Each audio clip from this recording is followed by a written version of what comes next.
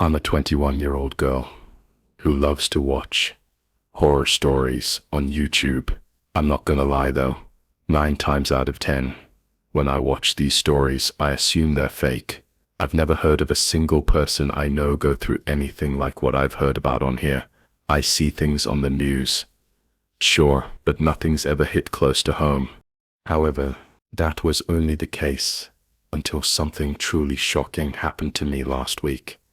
It happened in a completely safe neighborhood too, forcing me to realize this stuff actually does happen in real life, no matter who or where you are.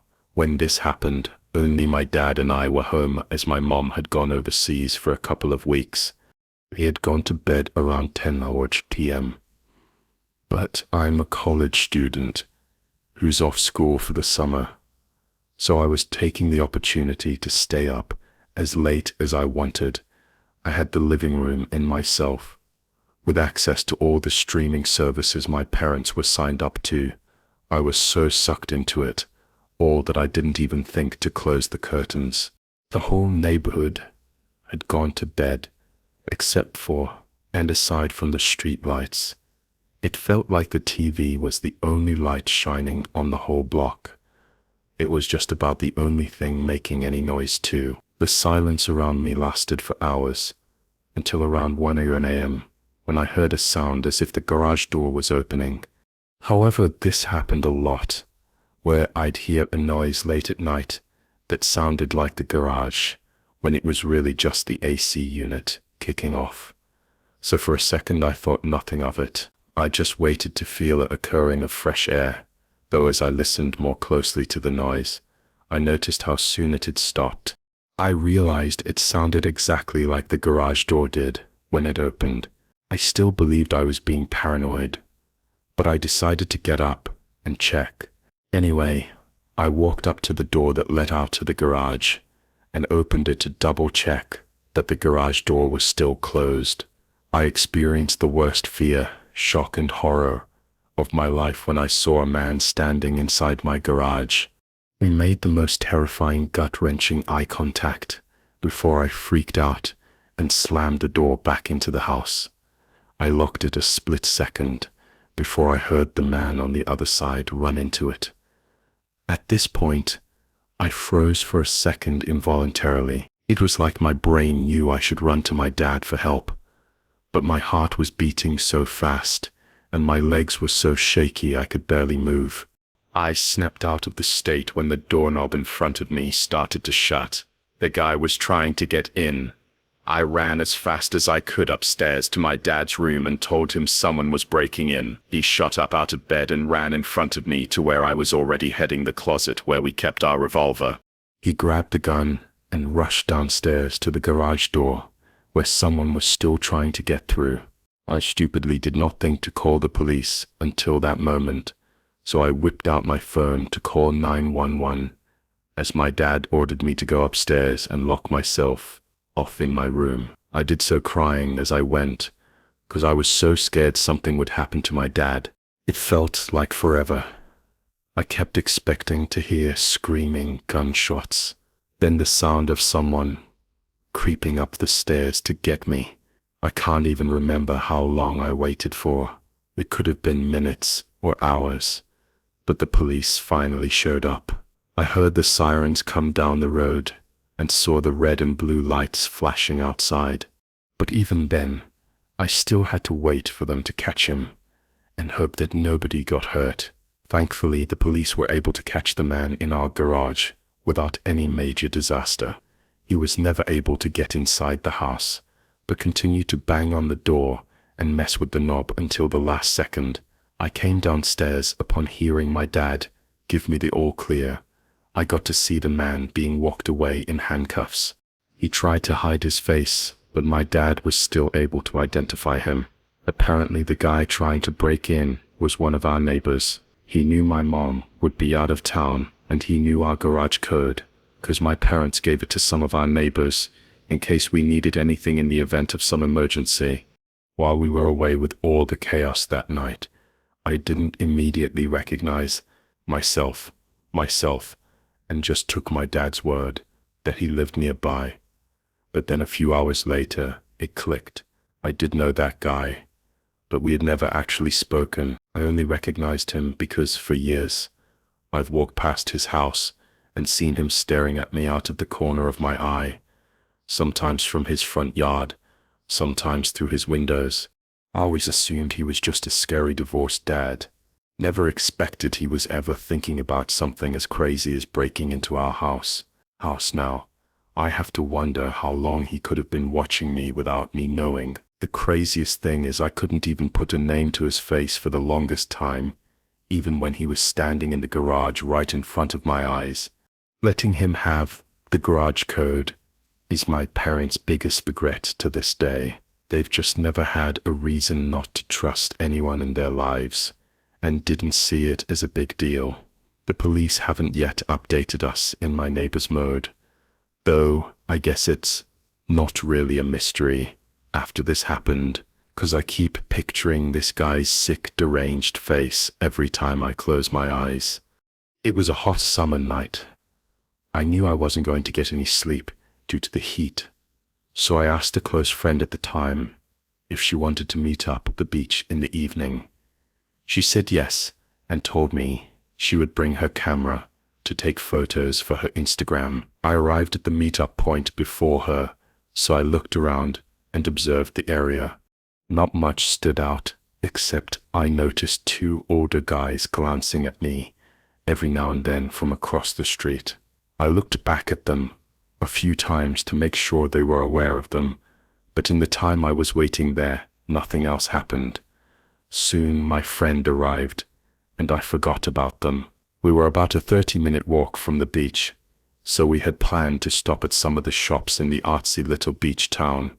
When we eventually got to the beach, we got some great shots of the sea and each other before the sun started to set, and we got some stellar shots of that too. Then we started asking people if we could take photos of them, and plenty of amazing people agree. University students doing group yoga on the beach, an elderly couple dancing to music, a mother playing with her baby. It was going perfectly, and the lighting was incredible. After a while, the sun had gone away, and we had taken plenty of pictures from my friend's Instagram. We took an empty back street, 'cause it was the fastest route to get to a cafe. I wanted to show her. The back streets were usually safe, but I guess I wasn't used to walking around there at night. At some point, out of the corner of my eye, I saw two men quickly crossing the street. They got in front of us and stopped us, and it was at this moment I realized they were the same men I saw looking at me earlier. My heart jumped. One guy was slightly buff, but the other was quite skinny, both in their mid-30s. Once they were fully blocking our way, they asked us to take photos of them. Alarms started blaring in my head. We were at least 10 minutes from the beach, so they shouldn't have seen us taking photos of other people there. What would make them rush across the street and ask us to do something like that, with no context? I felt like screaming. No, but my friend, who had never seen these guys before, agreed it was annoyingly common for her to be like that. Super kind and people-pleasing. I just smiled and nodded at the guys. They were eerily emotionless. They kept a deadpan face as they spoke, betraying the fake niceness in their voices. When my friend was taking photos of them doing various poses, I watched awkwardly. They kept looking over at me instead of the camera, never showing a single hint of emotion. No matter what position they were in, it was like they were living mannequins. When the mini photo shoot was done, the skinny guy placed his hat on my friend's hat. She laughed and thanked him, but it made my stomach turn, as I now knew this was going to go further than just photos. Just as I suspected, the men suggested we get drinks together, still not smiling in the slightest. I yelled elbow my friend to tell her we should get out of this, but she ignored me. Instead, she actually cheered and said she was really thirsty, giving these robotic men her most enthusiastic excitement. It was so insane that I felt dizzy, Even though I had told her the cafe we were headed to was open, the men lied and claimed that it was too late, so only bars would be open. This was when I finally butted in and said we were too young to drink, which was true.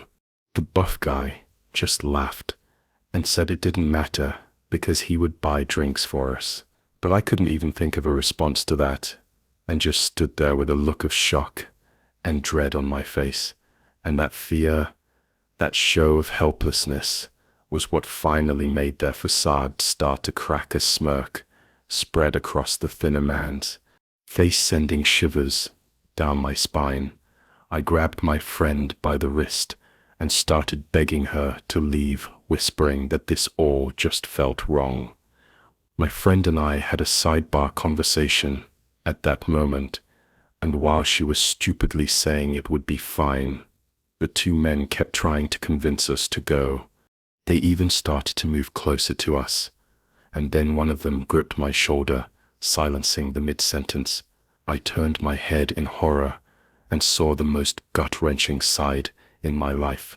The buff man had grabbed a hold of me, and in his other hand, hidden at his waist, was a knife. My instincts took over. I still had my friend by the wrist, so I just bolted. Saw the man's grip on my shoulder tighten, almost hard enough to hold me back, but I barely managed to slip away. I hadn't screamed or anything. I just grabbed my friend and ran. Then I didn't stop until I dragged her into a more populated area.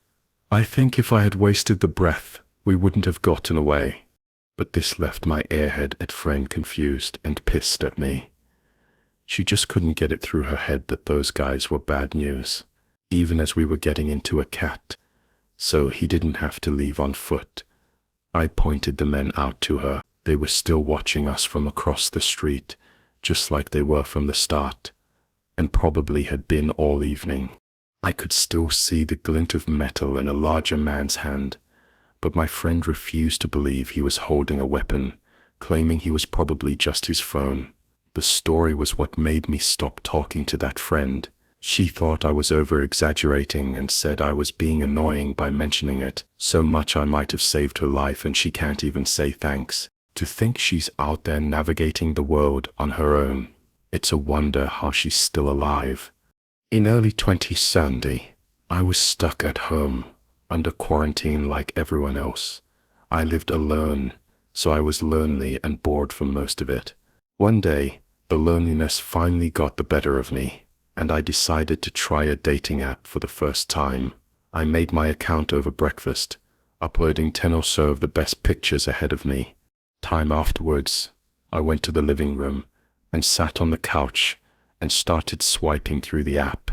It seemed like a lot of people had the same idea as me, so there was a ton of activity, and it didn't take long to match with several guys. I noticed one of the messages I got from a blank profile saying, "What's up? It says you're close. Want to come over?" I clicked on his profile. He had no pictures, no age or status, so I replied asking if he had any pictures. He sent back 2 images. He was an old white guy in his 40s or 50s with a long beard. He was very hairy and creepy, looking almost old enough to be my dad. I had no experience with dating apps, but I want to always be respectful and clear. If I'm not interested in someone, I responded to his image. Is with a text letting him know I was sorry, but he wasn't my type, so I wasn't interested. Honestly, I thought he would just block me, but he replied with a message that left me speechless. He sent me a screenshot of my house of Google Earth and typed my exact address. Then he blocked me, seconds after I saw it. It was really frightening, but I told myself I was just being paranoid and laughed it off. Then I took a shower to reset. About 20 minutes later, I came out of the shower and saw I had 10 missed calls from an unknown number along with 1 voicemail. I figured I was being called by my friends, as it was something they would do. I played the voicemail, but I only heard random muffled sounds. For a few seconds, I brushed it off. Then I went to lay in bed. As I opened the dating app again, there was a message from another blank profile that said, "Look outside." Before I could even click on the profile, they blocked me and the message disappeared again. I panicked and shot out of bed, peeked through my blinds in my bay window, but there was nobody out there. I kept staring, expecting to see someone. Then I realized my phone was ringing again. It was the same unknown caller, spam calling me.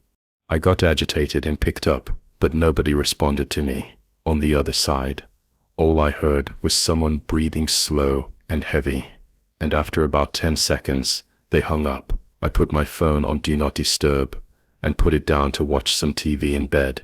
A while later, I grabbed my phone out of curiosity.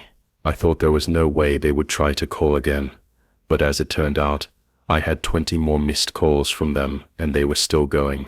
It was about 2 in the morning, so this was getting to be really annoying. When they called again, I answered just so I could cuss them out and tell them to stop calling me. This time I could hear something from the other end of the call, and it made every hair on my body stand on that. It sounded exactly what was playing on my TV right in front of me, only delayed by a few seconds. I froze, horrified that the caller might be hiding in my room. Then, for the first time, I heard a voice on the other end. It said, "Look outside again." At this point, I thought I was losing my mind when I gathered the courage with my blanket wrapped around me. I crept up to my closet and flung the door open. There was nobody in it. Next, I checked under my bed. Nobody there either. Finally, I went over to my window facing the backyard. I cracked the blinds and looked outside, and there was a man standing on the patio. He was holding a phone and staring directly up at me. Fear took over my body. I screamed and ran into my bathroom, locking the door and jamming a rug underneath it. I called the police, begging for help. I told them what was happening, and in an act so disrespectful, it made me lose my faith in humanity. They didn't show up for 2 hours. It felt like days. When they finally came, the guy was no longer there. The cops said there was nothing they could do.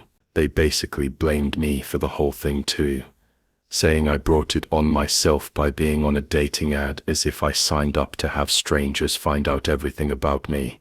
When I downloaded it, irritated beyond belief, I sent them out, since they were no help at all. I was a paranoid wreck for weeks after that, always expecting to see that freak again, never being able to believe that it was over. I still think about that man whenever someone mentions dating apps. I certainly never intend to use one ever again.